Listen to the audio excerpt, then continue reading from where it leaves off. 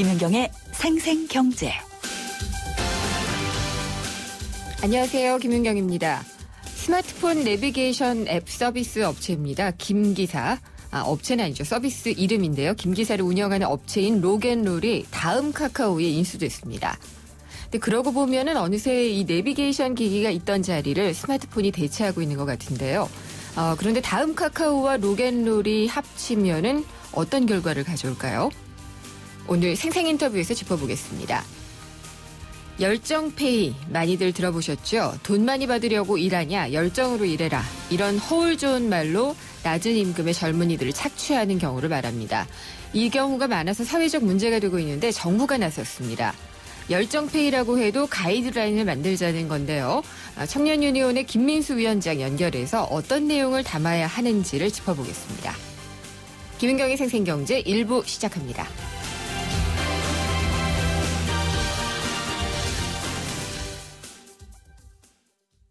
바람이 불어오는 곳. 전기료가 걱정이라면 에어컨을 끄세요. 두 개 중에 하나만. 바람에 내 몸 맡기고 하나의 바디, 두 개의 에어컨. LG 휘센 듀얼 에어컨. 낯선 곳일수록 설레는 곳이라는 것을, 편한 것은 뻔한 것이었다는 걸 알게 되고, 이런 것에 우리 가족이 즐거워한다는 걸 모르고 살 뻔했다. 저 캠핑이 선물한 뜻밖의 세상. 대한민국 캠핑 넘버원 코베아. 발빠르게 전하는 증시 마감 시황. 따끈따끈한 오늘의 증시 소식과 함께 심층 분석 시작합니다. 오늘의 증시 분석. 김윤경의 생생경제 베러 앤 디퍼런트 르노삼성자동차 제공으로 1부 시작하겠습니다. 오늘 증시부터 알아보겠습니다. IBK 투자증권의 서동필 투자전략팀장입니다. 안녕하십니까? 네, 안녕하세요. 네, 오늘 시장 분위기 좋은 것 같네요. 네, 오늘 연이어서 좋은 모양새 보였습니다. 네. 코스피는 18.69포인트, 0.88% 상승해서 2139.54포인트에서 마감을 했습니다. 코스닥 역시 7.16포인트, 1% 상승해서 713.95포인트에서 마감을 했습니다. 네. 수급 측면에서 외국인 투자들, 큰 규모라고 할 수는 없습니다만 1,300억 원 정도 매도 우위를 보이면서 날짜 수로는 오늘까지 연이어서 7일째 매수 우위를 보이면서 시장에 온기를 더해줬다라고 볼 수 있겠고요. 그리고 이 코스닥 시장에서 역시 외국인들 790억 원 정도 매수를 하면서 양 시장 모두 외국인의 매수세가 시장을 이끌었다, 이렇게 평가할 수 있겠습니다. 네. 그러면은 조정은 이제 끝나고 다시 올라가는 건가요? 지금 같아서는 모양새는 상당히 양호하다, 네. 이렇게 평가할 수 있겠습니다. 일단 유럽 쪽에서의 이 그리스 문제가 좀 부담스러웠지만 잘 극복해 나갈 수 있다라는 기대감이 있고요. 네. 미국 증시가 다시 연일 신고점을 경신한다는 것도 의미가 있지만, 그보다는 가장 지근거리에 있는 중국 증시가 다시 상승 반전해서 강한 상승력을 보여주고 있다는 점, 이런 것들이 외국인 투자자들에게는 상당히 우리나라 시장을 긍정적으로 보게 한 요인인 것 같아서, 네. 지금 같아서는 시장은 조금 더 상승해 가려는 노력이 분명히 이어질 수 있다라는 자신감을 가질 수 있을 것 같습니다. 최근 들어서 다시 또 화장품주, 제약주, 바이오주 이런 것들이 많이 오르던데 오늘도 그랬나요? 예, 오늘의 모양새도 역시 화장품, 제약주들이 상당히 좋은 모양새를 보였습니다. 네. 특히 제약주들은 계속해서 이 임상 실험에 성공을 하고 있다, 이런 좋은 뉴스가 나오면서 업종 자체가 5.4% 올랐으니까 네. 전반적으로 제약주가 아주 좋은 모양새를 보여주었다라고 평가하는 데는 무리가 없을 것 같습니다. 임상 실험이 어느 단계인지도 굉장히 중요하지 않나요? 회사마다 또 이 상품마다 임상 단계가 중요하지만 보통 네. 임상 3상 정도 들어가면 네. 상당히 상품화 가능성이 높다라고 보기 때문에 저희가 일반적으로 1상, 2상 성공에 대해서는 조금 좀 색안경을 낄 필요가 있겠지만 3상에 들어가서 성공한다는 뉴스가 나온다고 하면은 네. 상당히 좋은 재료다라고 보실 수 있겠습니다. 화장품주는 계속 달릴까요? 화장품주는 어제, 오늘 같은 경우에는 중국의 대형 온라인 업체가 이제 우리나라의 화장품뿐만이 아니라 네. 일반 유아용품들도 다 판매에 상품을 내놓겠다. 뭐 이런 얘기를 했기 때문에 좋았는데요. 뭐 지금 같아서는 다른 업종들은 매출이 줄지만 네. 화장품 업종은 외형 성장과 이익 성장이 동시에 일어나고 있는 업종이기 때문에 지금으로서는 여기는 당분간은 네. 더 관심의 중앙에 놓이지 않겠는가라고 볼 수 있겠습니다. 코스닥 쪽에서 다음 카카오 그 국민 내비게이션으로 불리는 김기사 앱 업체를 인수했잖아요. 예, 그렇습니다. 주가 좀 반영이 됐나요? 예, 그 뉴스는 어제 나왔고요. 예. 그런 주가에 월요일 날 나왔죠. 그런 주가의 호재는 뭐 반영이 되고 있다라 볼 수 있겠습니다. 월요일 날 한 10만 원 부근에서 시작을 했는데요. 네. 지금 11만 6천 원까지 올랐으니까 이 주가지수 종목의 상승률로만 보게 되면은 뭐 네. 10%가 넘게 올랐으니까 전반적으로 이 다음 카카오가 다른 형태의 수익 구조를 찾아가겠다라는 네. 것에 대한 시장이 뭐 호의를 표했다라고 볼 수 있겠습니다. 이번 주에는 특별한 변수가 없는 한은 이렇게 갈 것도 같고 어떤가요, 증시? 말씀하셨던 것처럼 이번 주에는 뭐 특별한 재료가 있지 않습니다. 예. 그렇기 때문에 지금 같아서는 뭐 큰 시장의 변동성을 제공할 만한 요인은 전혀 없기 때문에 시장이 어제 오늘 합쳐서 한 2% 가까이 올랐기 때문에 뭐 일정 수준의 숨고르기는 있을 수 있다라고 보지만 네. 방향이 바뀐다기보다는 뭐 조금 더 위쪽으로 올라가려는 노력들이 더 나타나지 않겠는가. 네. 하지만 늘 말씀드리지만 시장의 모멘텀이라고 할 수 있는 재료를 보시려면 일단 중국 증시가 살아있는지 한번 확인해 보시는 것이 시장을 매매하시는 데에는 네. 중요한 재료가 될 것 같습니다. 알겠습니다. 오늘 말씀 잘 들었습니다. 감사합니다. 자, IBK 투자증권의 서동필 투자전략팀장이었습니다. 오늘 하루 당신이 꼭 알아야 할 경제 뉴스는 중요한 경제 뉴스를 콕콕 집어드립니다. 네, 월요일과 수요일, 금요일 우리 경제 브리핑을 해주시는 분이죠. 뉴스원의 최명용 기자 연결하겠습니다. 안녕하십니까? 네, 안녕하십니까. 너무 뻔한 얘기기는 한데 네. 세수가 부족하다 이런 우려가 또 제기가 됐죠. 올해 하루 한 해 일이 아니고 벌써 그러니까요. 3년 3년? 연속으로 그랬고 네. 올해까지 4년 연속이 될 것 같다고 합니다. 기획재정부가 재정 동향을 이제 발표를 했는데요. 1분기 국세 수입이 50조 2천억 원으로 집계가 됐다고 합니다. 네. 연간 예산을 221조 1천억 원으로 예상을 했는데 이제 단순 계산을 하면 이제 22.7%거든요. 단순 계산하면 한 분기에 25%씩은 채워야 100%가 채워지는데 네. 그 25%를 채우지 못했다고 합니다. 작년에도 이런 상황이 비슷하게 나타났는데요. 그렇죠. 예. 작년 1분기가 22.5%의 진도율을 보였고 연말에 10조 9천억 원이 부족했었습니다. 그러니까 올해도 이런 추세가 계속될 것으로 된다면 뭐 이 정도의 세수가 부족하지 않겠냐 이렇게 전망이 됩니다. 담배세를 아무리 걷어도 안 됐나 보네요. 조금 그런 것 같습니다. 예. 1분기에 걷어들인 세금을 좀 보면 소득세나 법인세는 좀 늘었는데 이 부가가치세 이런 쪽이 조금 악화됐다고 하고요. 네. 말씀드린 것처럼 이제 3년 연속으로 작년까지 세수가 부족을 해서 2012년엔 2조 8천억 원, 2013년엔 8조 5천억 원, 작년엔 10조 9천억 원이었는데 네. 말씀하신 것처럼 이제 담배세 인상이라든가 최근에 또 증시도 좀 좋고 부동산 거래도 많고 이러니까 좀 세수는 작년 수준까지는 아닐 것이다. 작년 10조 9천억보다는 조금 덜 부족할 것이다. 이런 전망은 나오고 있습니다. 네. 하지만 또 장담할 수 없는 게 경기가 안 좋으면 언제든지 또 재정을 투입해야 되니까요. 그렇습니다. 예. 그렇군요. 근데 또 경제 성장률에 대해서도 네. 다들 이제 3%도 어려울 것이다라는 얘기가 비공식적으로 들리잖아요. 그렇죠. 네. 근데 한국은행이 3.1%로 전망치를 내리더니 네. 이번에는 KDI가 또 내렸네요. 그러니까 KDI가 의미가 있는 게 예. 국책연구기관이어서 이게 정부의 이런 예. 발표와 그렇죠. 버금가는 것인데 네. 6개월 만에 올해 GDP 성장률을 3.0%로 그러니까 작년 말에 3.5%로 예상했던 것에서 0.5%포인트를 하향 조정을 했습니다. 많이 깎았네요. 많이 깎은 겁니다. 예. 네. 이게 이제 투자은행들은 이미 2.5%, 2.7%까지도 예상을 하고 있는데 KDI도 3.0%라고 예상을 했지만 네. 몇 가지 조건이 맞지 않으면 그 밑으로도 떨어질 수 있다. 이렇게 우려를 표했습니다. 몇 가지 어떤 조건인가요?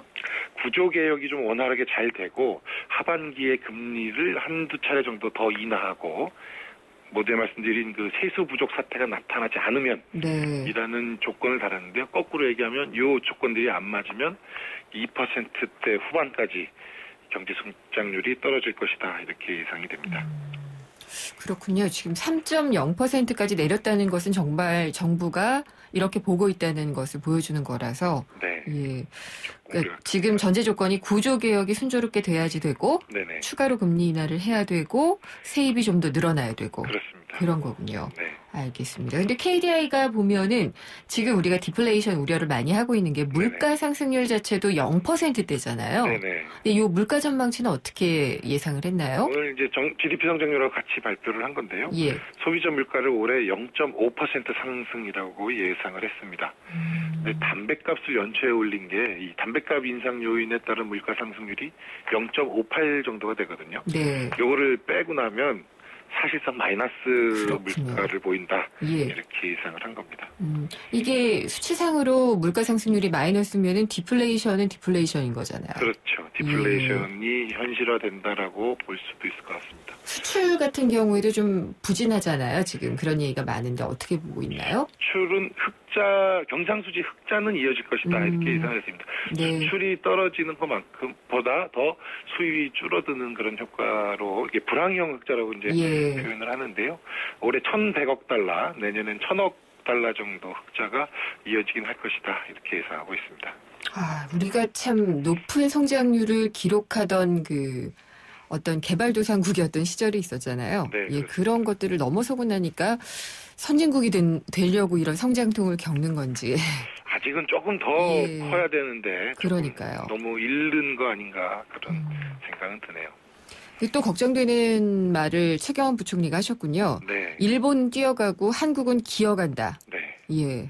그러니까 공교롭게 비슷한 시기에 시기가 그러니까 일본도 GDP 성장률을 발표를 했는데요. 네. 예상보다 굉장히 좋게 나왔습니다. 얼마나 나왔나요? 1분기 0.6%로 나왔는데 이걸 연환산을 하면 2.4%입니다. 경제 성장률이 1분기 2.4%. 그렇죠. 연으로 예. 환산해서 2.4%인 건데요. 일본은 저성장으로 계속 걷고 있었기 때문에 시장에서 1.5% 또 직전 분기가 1.1%였거든요. 네. 2.4% 나온 거는 꽤 잘 나온 수치입니다. 우리는 지금 2.2% 중반대가 되면 이제 떨어지는 추세에서 2.4%가 되는 거고 일본은 올라가는 추세에서 2.4%가 되니까 이게 역전이 돼서 조금 시간이 지나면 최경환 부총리가 말한 것처럼 일본은 뛰어가고 한국은 기어가는 그런 모양새가 되지 않을까 우려가 됩니다. 예. 아마 최경환 부총리가 이제 안타까운 것은 구조개혁이 네. 잘 돼야 된다는 말을 하고 싶어서 하신 것 같은데 네. 실제로 잘 돼야 되는데 걱정이에요. 그러니까 이 일본 사례를 자꾸 좀 보면 그 우려가 좀 설득력이 있는데요. 일본의 이번에 1분기에 GDP 성장을 한 것 중에 가장 큰 기여를 한 게 개인 소비가 좀 늘어난 게 있었고요. 네. 설비 투자가 늘어난 게 있었습니다. 예. 그러니까 설비 투자가 늘어난다는 거는 그만큼 기업이 투자를 하고 거기에 일자리가 생기고 또 소비가 늘고 이렇게 선순환이 될 수 있는 그런 구조가 되는 거거든요. 좀 좋은 모양으로 지금 일본은 성장을 하고 있고 한국은 조금 이렇게 좀 안 좋은 모양으로 빠지고 있는 모양이어서 좀 걱정이 되고 있습니다. 네, 선순환 고리가 살아야 될 텐데. 예. 네. 무료 콘도 회원권이 당첨됐다. 뭐 이런 것들을 미끼로 해가지고 또 사기를 치는 업체들이 있다고 하네요. 저도 가끔 이 전화 몇 번 받아보고서는 오, 이제 그래요? 막 기분 나쁘게 끊었던 적이 있는데 예. 예를 들면 이런 겁니다. 무료 회원권에 당첨이 됐으니 네. 제 세금만 내시면 저렴하게 이용할 수 있게 해드리겠다 이렇게 접근을 하는데요. 네. 이 세금이라고 얘기했던 그 금액이 사실은 회원권 가격이었고 또는 회원권이 없는데 예. 회원권 콘도를 예약해주는 서비스 요금을 받는 그런 좀 말도 안 되는 그런 사기를 치는 겁니다. 회원권이라는 게 입회 기간이 끝나고 나면 이 원금을 돌려받는 게 기본인데요. 예. 이런 사기에 걸리면 원금도 돌려받지 못하고 콘도는 콘도대로 제대로 못 쓰고 이런 말 그대로 사기니까 굉장히 좀 조심을 하셔야 될 것 같습니다. 근데 많이들 당하셨나 봐요? 한국소비자원이 4년간의 이런 민원을 한번 확인을 해봤더니 콘도 관련 민원이 2,086건이었는데 지금 말씀드린 사기성 이 콘도 회원권 판매가 1,660건에 달했다고 합니다. 참 못됐네요. 이분들. 그러면 이게 공정위에도 적발이 된 사례가 있다고 하던데요. 그렇습니다. 이제 소비자원이 이제 뭐 여러 업체가 그렇게 했는데 그 중에 좀 악질인 곳 몇 군데를 이제 공정위에 고발을 했고요. 네. 공정위에서 동부레저개발, 올레엔유, 진현이라는 3개 업체에 대해서는 과태료와 과징금을 또 부과를 했다고 합니다. 네. 뭐 이들이 어떻게 했는지 잠깐 말씀을 드리면 콘도 회원권이 원래 1,550만 원짜리인데 298만 원에 싸게 드리겠습니다. 이렇게 해서 판매를 했는데요. 실제 콘도 회원권 값이 298만 원이었고요. 알겠습니다. 예, 철퇴를 좀 맞아야지 될 업체들이네요. 그렇습니다. 오늘 말씀 잘 들었습니다. 감사합니다. 네, 고맙습니다. 뉴스원의 최명용 기자였습니다. 나라 없이는 나도 없으니 나라는 꼭 지켜야 합니다. 우리가 한우를 사랑하면 한우가 우리 농가를 지키고 더 나아가 대한민국까지 든든해지는 것. 한우 사랑이 나라 사랑입니다. 알면 알수록 우리 한우 자조금. 오늘도 하품하다 하루가 다 갔어. 착한 활력이 필요해. 기운이 뿅 생겨났어. 활력이 슝슝 생겨났어. 착한 활력 비타민으로 채워주세요. 착한 드링크 비타오백. 블레이드 1주년 기념 대규모 업데이트. 신규 캐릭터 리몬 전격 등장. 신서버 대오픈. 입장만 해도 보석 청기와 제강 장비가 공짜. 액션은 반격이다. 블레이드 포카카. 2016년 12월 31일까지 15세 이용가. 다음 카카오, 다음하고 카카오가 합친 업체인데요. 지금 이제 인수합병도 열심히 하고 있습니다. 그래서 이번에는 국민 내비게이션 앱으로 유명한 김기사 운영 업체를 인수를 했는데요. 어떤 결과를 가져올지 굉장히 궁금합니다. 인터넷 모바일 업계가 맞게 될 변화를 2부에서 자세히 알아보도록 하겠습니다. 그리고 오늘도 생생경제에서 청취자 여러분께 드릴 선물을 준비를 했습니다. 참 쉬운 중국어 문정아 중국어에서 드리는 10만 원 상당의 온라인 수강권 있고요. 동대문 디자인 플라자 DDP에서 6월 6일부터 열리는 앤디 워홀 라이브전 초대권 한 분당 4장씩 드리고 있습니다. 생생경제 들으시면서 의견 그리고 궁금하신 점들을 문자로 남겨주시면 됩니다. 짧은 문자 50원, 긴 문자 100원이 부과되는 휴대전화 우물정의 0945번, 우물정의 0945번으로 문자 보내주시면은요 저희가 추첨을 통해서 선물을 보내드리도록 하겠습니다. 생생경제 1부 함께하셨고요. 잠시 후에 광고 듣고 2부에 찾아뵙겠습니다. 가는 발걸음마다 고개를 들어 바라볼수록 곳곳에 우리의 마음을 설레게 하는 예쁜 땅, 바로 대한민국입니다. 하지만 반짝이는 보석처럼 아름다운 이 땅을 제대로 볼 수 없는 분들이 많습니다.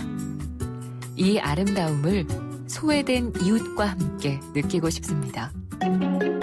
나누면 나눌수록 더 행복해집니다. 2015 YTN 라디오 연중기획 함께 들어요 대한민국 IBK 기업은행과 함께합니다. 우리 경제의 민낯을 한꺼풀 벗겨보는 경제 뉴스. 경제를 위한 새로운 시각. 김윤경의 생생경제.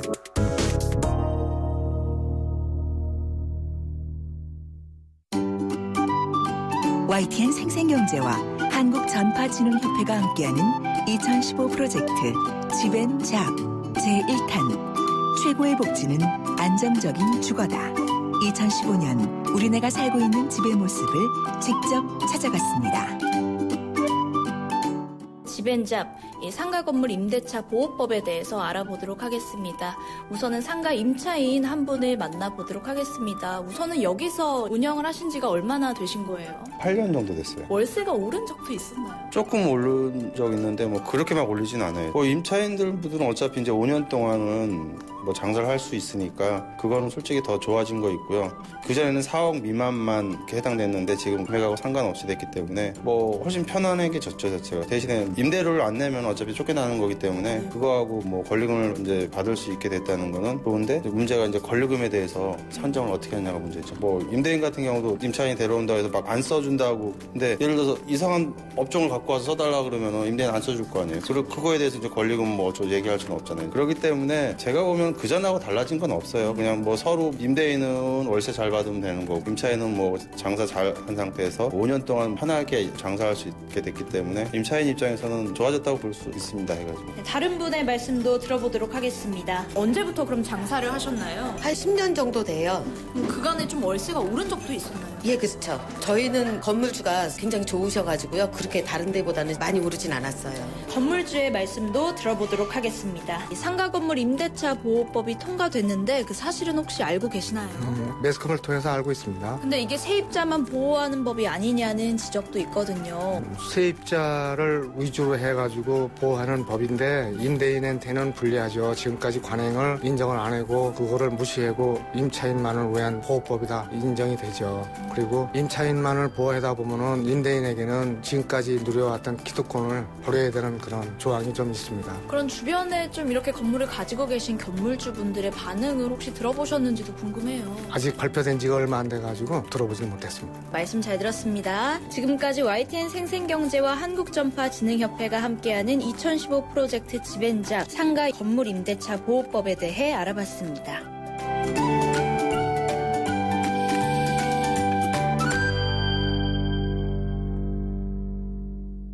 모두 다 하나 되어 대한민국 만세. 모두 다 행복하게 대한민국 만세. 마음을 나누어요. 행복을 만들어요. 광복 70주년 하나은행과 외환은행이 금융으로 대한민국 만세를 외칩니다. 대한민국 만세. SK텔레콤이 이제 이상하기로 했어요. 새로운 건 처음엔 다 이상해 보이잖아요. 그때까지 없던 거니까. SK텔레콤도 지금까지 없던 새로운 세상을 만들겠다. 그 말이죠. 이상한 생각이 세상을 바꾼다. 이상하자. SK텔레콤. 도시의 여러분, 저 김연아는 평창에 있습니다. 맑고 깨끗한 강원 평창수와 함께요. 해발 680m, 평창의 깨끗함을 담은 강원 평창수로 오늘도 힘내세요. 평창 동계올림픽 공식 먹는 샘물 강원 평창수. 연아랑 마셔요. 논란이 되고 있는 경제 이슈를 파헤치는 생생포커스. 논란의 쟁점은? 네, 국민내비로 불리는 김기사 앱 업체를 인수하는 다음 카카오가 내비게이션의 시장의 흐름을 바꿀지를 알아보도록 하겠습니다. 김윤경의 생생경제 2부 함께하고 계십니다. 방금 말씀드린 대로 다음 카카오가 김기사 앱을 인수를 합니다. 앱 업체를 인수를 하는데요. 로겐롤이라는 업체를요. 무려 626억 원에 인수를 하겠다고 밝혔습니다. 로겐롤 지금까지 쌓아온 교통정보도 많이 있고 여기에 또 다음 카카오의 가입자 기반이 더해져서 시너지가 기대 이상으로 날 것이다 라고 보는 긍정적인 전망들이 상당히 많은데요. 지금 내비게이션 거의 이동통신 업체들의 서비스가 장악을 하고 있는 것 같고 그다음에 이제 인터넷 업체와 이 내비게이션 앱 업체의 결합을 통해서 어떻게 또 시장이 달라질지 한번 짚어보도록 하겠습니다. 머니투데이의 홍재희 기자 전화 연결해 보겠습니다. 안녕하십니까? 네, 안녕하세요. 네, 이 국민내비로 불린 김기사 앱이요. 가입자 수, 사용자 수는 얼마나 되나요? 네. 지금 현재 김기사는 스마트폰 내비게이션 시장에서 팀앱에 이어서 이제 2위에 올라 있는데요. 예. 다운로드 수는 1,000만 건 이상 정도를 기록하고 있고요.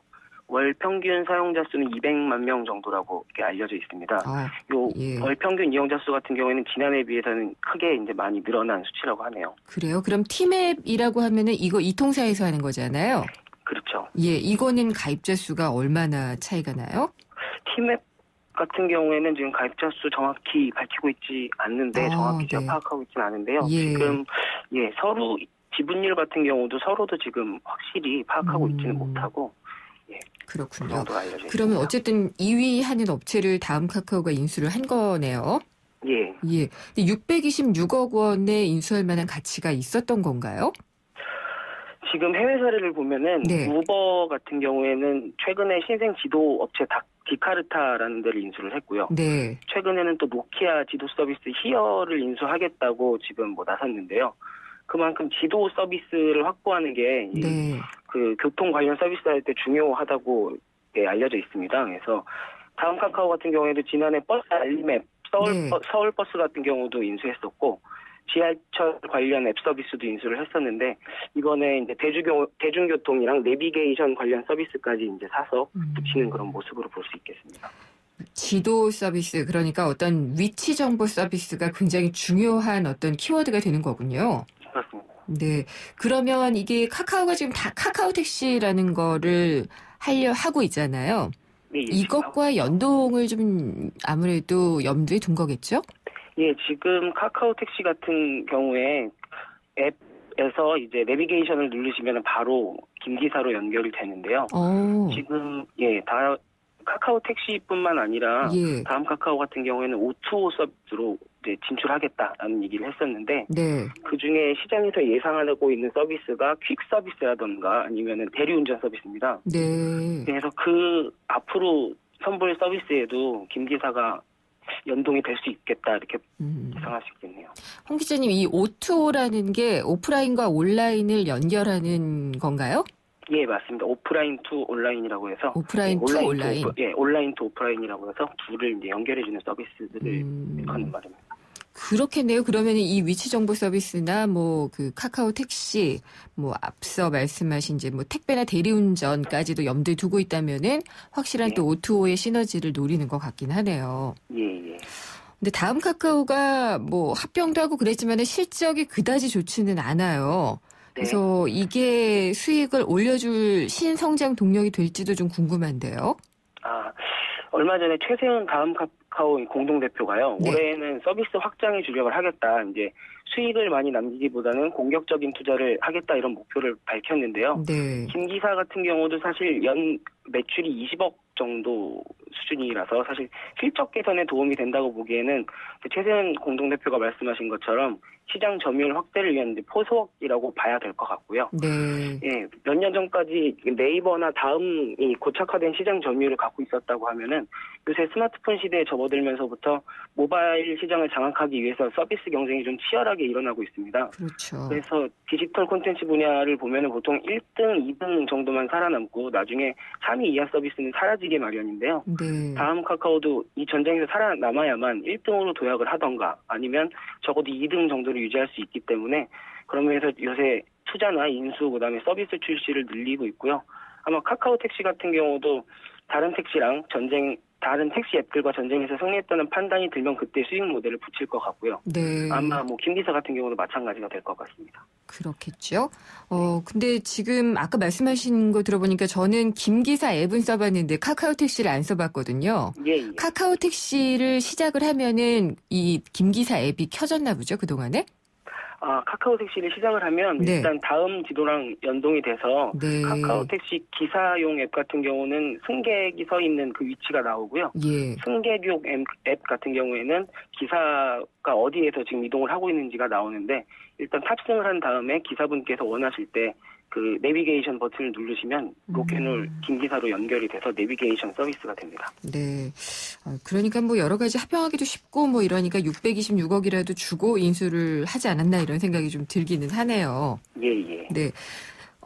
다음 카카오가 그동안 서비스 확장이나 인수합병을 많이 하고 있다고 했는데 그런 행보를 좀 짚어주신다면은 그동안에 또 어떤 게 있었죠? 얼마 전에 O2O 관련 서비스라고 볼 수 있을까요? 그 중고장터 서비스 셀잇이라는 데도 얼마 전에 인수를 했고요. 그것도 O2O가 되겠네요. 그리고 지금 K벤처그룹이라는 투자 회사 내에 설립을 해서 1,000억 원 정도 규모로 앞으로 또 투자를 하겠다라고 밝혔고요. K큐브 벤처스라는 그 김범수 다음 카카오 이장님이 갖고 계시는 그 벤처 투자사도 있었는데 그 회사도 얼마 전에 다음 카카오 자회사로 편입을 시켰습니다.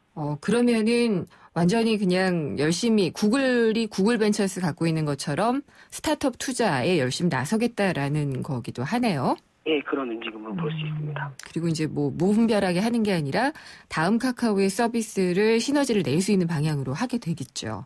네, 이번 같은 경우도 O2O 사업에 발을 맞추는 그런 인수였다고 볼 수 있고요. 네. 앞으로도 뭐 O2O 산업이라던가 아니면 잘 하고 있는 모바일 게임 이런 쪽으로 투자가 많이 이루어질 거라고 좀 예상을 하고 있습니다. 네.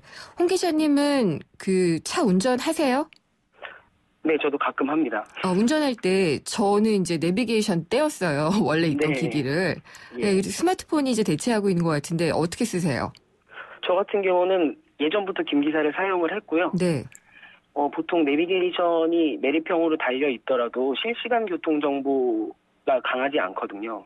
업데이트를 많이 해야 되거든요. 예. 그렇죠. 예. 스마트폰 앱으로 하는 그 내비게이션 서비스 같은 경우에는 실시간 교통 흐름이나 정확한 시간 정보를 알려주기 때문에 그 스마트폰 앱 쪽이 좀 유리한 면이 있고요. 어떤 면에서 요새 내비평 내비게이션 업체가 어렵지 않느냐라는 궁금증을 가지시는 분들도 있는데 그 질문 드리려고 그랬어요. 그렇죠. 그래서 예전 내비게이션 업체 같은 경우는 요새 직접 고객을 대하는 B2C 시장보다는 회사랑 거래를 하는 B2B 시장에 주력을 하고 있습니다. 아예 그냥 달아서 나오게. 그렇죠. 그래서 기존 자동차 회사라던가 뭐 국산 외주 자동차 업체들과 계약을 맺고서 매립형으로 판매를 하고 있어서 그쪽도 매출이 적지 않게 잘 나오고 있고요. 역으로 매립형 내비게이션 업체에서 지금 스마트폰 앱 쪽으로 진출하는 사례도 발생을 하기 때문에 앞으로는 아마 양쪽 다 좀 경쟁이 심해지지 않을까 싶네요. 그래요. 그러면은 내비게이션 서비스와 기기를 만드는 업체 그리고 이동통신사들이 지금 또 앱을 하고 있잖아요. 그렇죠. 업체랑 이렇게 자체 앱 업체 뭐 이렇게 해서 정말 경쟁이 심하게 일어날 수 있는 시장이겠네요. 네, 앞으로 그 양쪽 업체가 왔다 갔다 하면서 그렇게 주고받게 될 것 같고요. 요새 스마트카 얘기도 나오기 때문에 앞으로 자동차의 영역이 점점 넓어지면서 아마 내비게이션도 더 확장하지 않을까 예상을 하고 있습니다. 그러니까 앞으로는 무인차 시대가 된다고 하잖아요. 그냥 자동차가 달리는 컴퓨터라서 운전 안 하고 혼자 달리고 혼자 위치 정보 파악하고 이렇게 된다면은 이런 업체들이 굉장히 중요하게 될 것 같아요.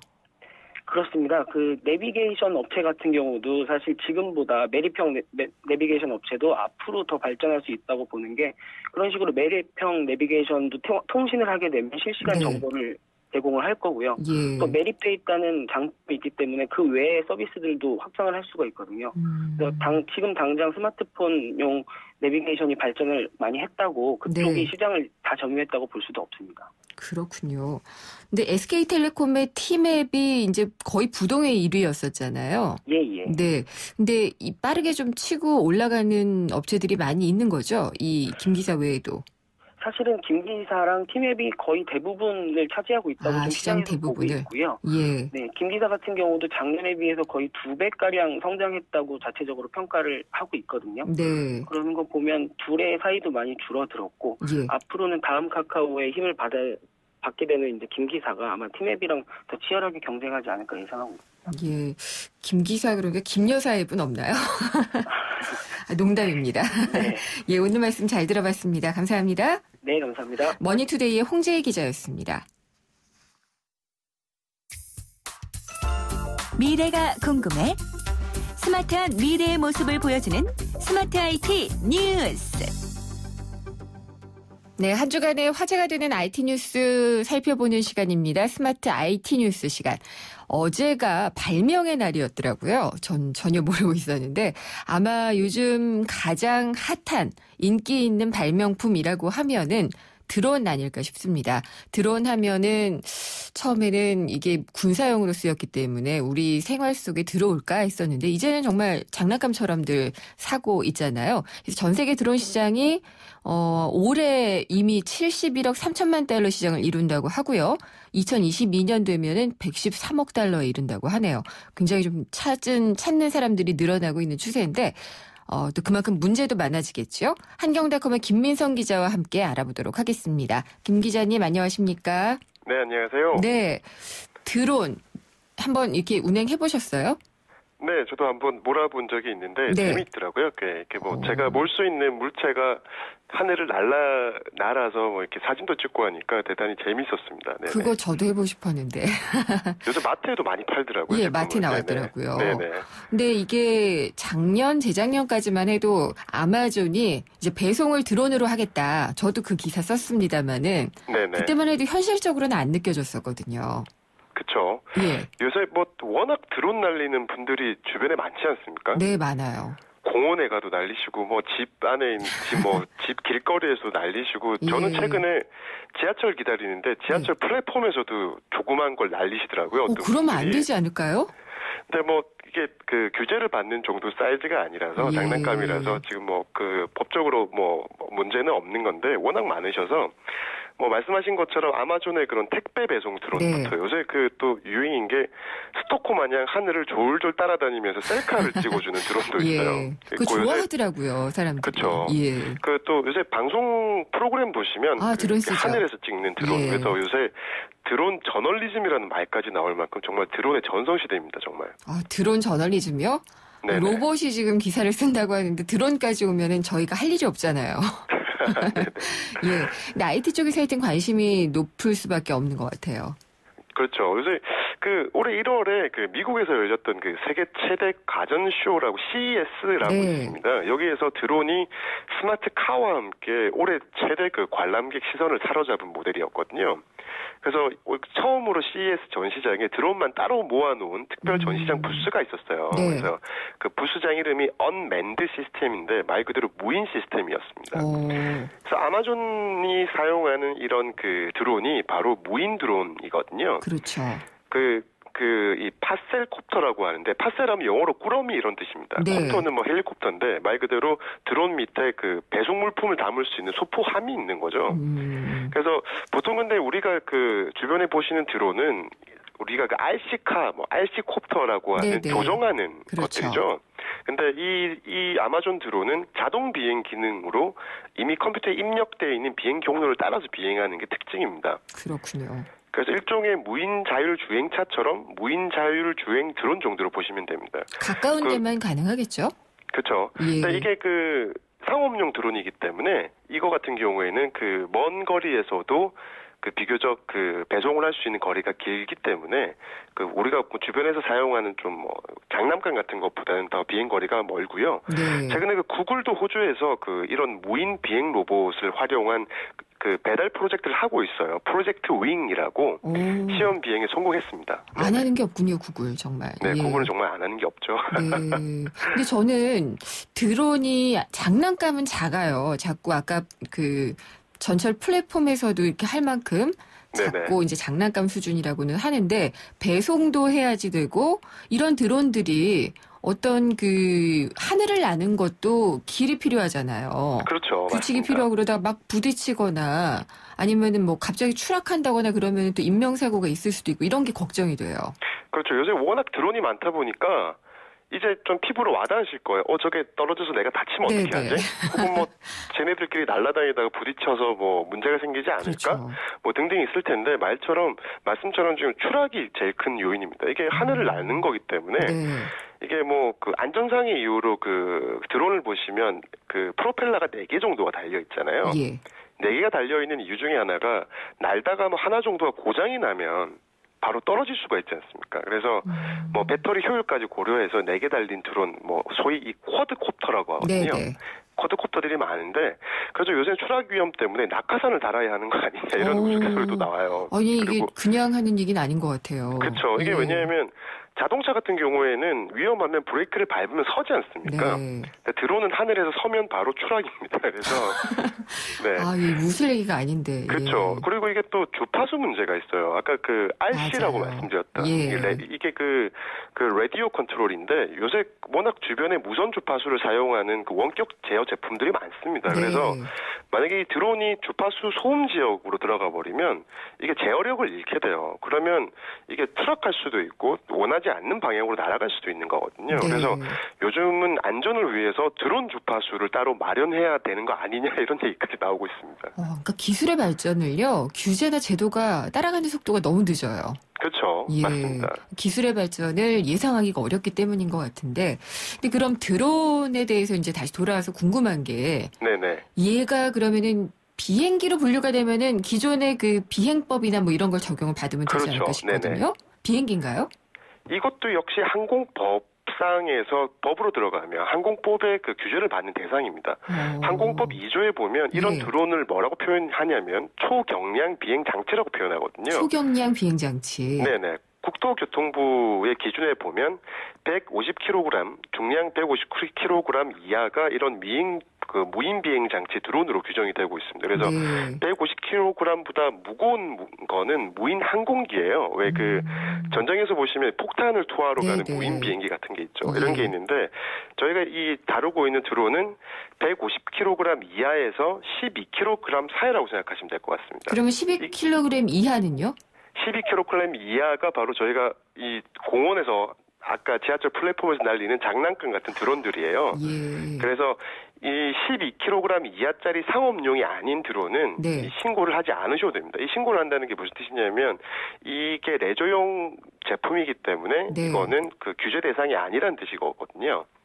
그래요. 그럼 12kg이면은 서로 공중에서 부딪혀서 추락을 하더라도 그 사고는 그냥 개인들끼리 풀어야지 되는 문제가 그렇죠. 되나요? 그렇겠죠. 그러니까 12kg짜리 미만은 이게 아시겠지만 별로 무겁지도 않아서 그닥 높게 나르지도 못하거든요. 속도도 그닥 빠르지가 않아서 하지만 12kg이 넘어버리면 무게도 무겁고 높이 날 수 있기 때문에 이 드론을 소유한 사람들은 이 드론의 종류 그리고 이 용도 그리고 소유자의 이름을 국토교통부 장관에게 신고를 해야 됩니다. 그래서 그 자동차 신고 번호판처럼 신고 번호를 받아서 비행 장치에 표시를 하셔야 돼요. 그건 법이 정해져 있군요. 네네, 맞습니다. 근데 그 중국 업체들이 드론 시장도 빠르게 이렇게 성장을 하면서 점유를 하고 있던데요. 그렇죠. 우리나라는 어느 정도나 개발이 진행이 되고 있나요? 지금 우리나라도 드론 개발에 굉장히 열을 올리고 있습니다. 열을 올리고 있는데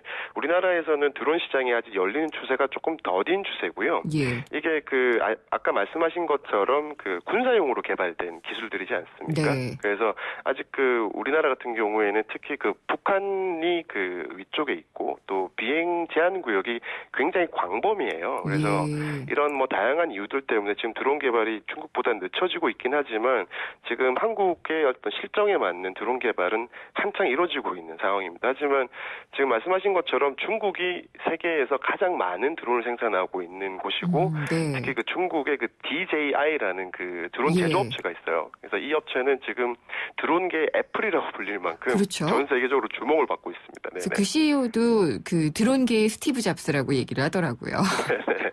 근데 이게 드론 역시 저는 걱정이 좀 많은 스타일이어서 그런가 봐요. 날아다니는 거 보면 좀 불안하기도 한데 면허를 주는 제도를 두면 어떨까라는 생각이 드는데. 네, 지금 말씀하시는 것처럼 실제 미국에서 지금 면허를 도입해야 된다라는 법이 지금 추진이 되고 있습니다. 미국의 연방 항공청이 상업용 드론을 집에서 장난감 같은 거 말고 상업용 드론은 마치 자동차 면허를 따는 것처럼 지금 가이드라인을 만들어 놨어요. 저희가 자동차 운전하면 딱 생각나는 게 몇 가지 있으실 텐데 과속 금지, 과적 금지 이런 게 있지 않겠습니까? 그렇죠. 지금 여기 가이드라인을 보면 최고 속도는 시속 100마일 그러니까 시속 160km 미만으로 지금 제한을 하고 있고요. 무게는 25kg입니다. 우리나라로 25kg 정도고 그리고 드론이 날아다닐 수 있는 높이를 152.4m 정도로 규정하고 있거든요. 그렇군요. 이게 높이를 규정하는 거가 하늘의 차선이라고 생각하시면 됩니다. 그래서 규정하고 있고 또 드론을 조종할 수 있는 사람 면허는 17세 이상이어야 딸 수 있다. 그리고 필기 시험도 통과해야 되고 게다가 2년마다 한 번씩 시험을 보고 갱신까지 해야 됩니다. 그래야죠. 저 이 차선 걱정을 했거든요. 비행기들 간의 차선. 걱정은 이미 다들 하셨군요. 높은 분들이. 알겠습니다. 오늘 드론 얘기 잘 들어봤습니다. 말씀 감사합니다. 감사합니다. 한경닷컴의 김민성 기자였습니다.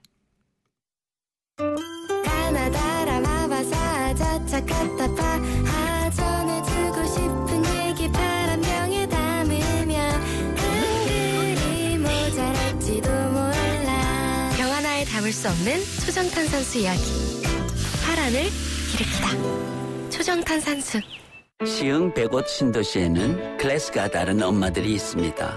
보내는 학교도, 누리는 문화도, 사는 공간까지도. 좋겠다, 할라비발디 엄마들. 서울대를 품은 신도시 시흥 105 할라비발디 캠퍼스 2차 5월 오픈 예정. 문의 1688-2600. 피곤해. 또 야근이다. 대리님도 부장님도 모두 힘내요. 50년의 역사 있는 피로회복 드링크. 50년 역사? 영진 구론산 밤원드. 50년 동안 언제나 피로회복에 영진 구론산 밤원드. 어떤 음악도 아무 말도 없어도 향긋한 바람 소리에 모닥불 타는 소리만으로도 이렇게 로맨틱하다는 걸 모르고 살 뻔했다.